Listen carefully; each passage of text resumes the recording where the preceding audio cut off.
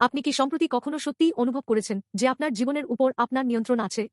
আজ মনে হয় আমরা একটি অদৃশ্য দৈত্য হাত দ্বারা চালিত হচ্ছি।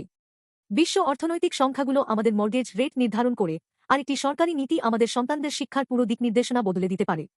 এই বিশাল ব্যবস্থায় আমরা প্রায়শই নিজেদেরকে শুধু একটি ডেটা টুকরো বা নম্বরযুক্ত টিকিট ধরা নাগরিক এক মনে করি। 2000 বছর আগে জিহুদিয়ার মানুষেরা ঠিক একই অনুভূতি করত। কল্পনা করুন জোসেফ ও মরিয়মের অসহায়ত্ব। মরিয়ম গর্ভাবস্থার শেষ পর্যায়ে থাকতে থাকতে রোমান সম্রাটের আদেশে বেথলেহেমে যাত্রা করতে বাধ্য হয়েছিলেন। কিন্তু আজকের শাস্ত্র একটি অবিশ্বাস্য বিপর্যয় প্রকাশ করে, সেই মহাশক্তির চালচলনগুলো একটি শিশুর জন্য ঈশ্বরের সুনির্দিষ্ট পরিকল্পনার অংশ ছিল।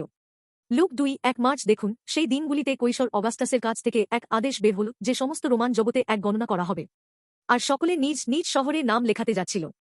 নাম লেখানো অ্যাপোক্রিফাস্টায় শব্দটির গ্রিক অর্থ রেকর্ড করা বা তালিকাভুক্ত করা। রোমান সাম্রাজ্য মানুষদের ডেটার মতো রেকর্ড করত, কর আদায় ও সৈন্য সংগ্রহের জন্য। অগাস্টাসের কাছে এটা ছিল সাম্রাজ্যিক ক্ষমতা প্রদর্শনের সাধারণ নীতি।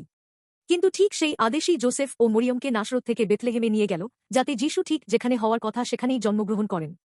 এটা কি কাকতালীয়? না।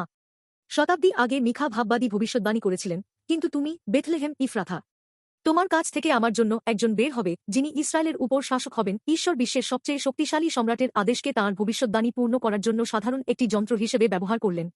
পৃথিবীর সবচেয়ে বড় শক্তি যা মনে হয় তা ঈশ্বরের হাতে শুধু একটি পাজলের টুকরো। আমাদের জীবনও একই।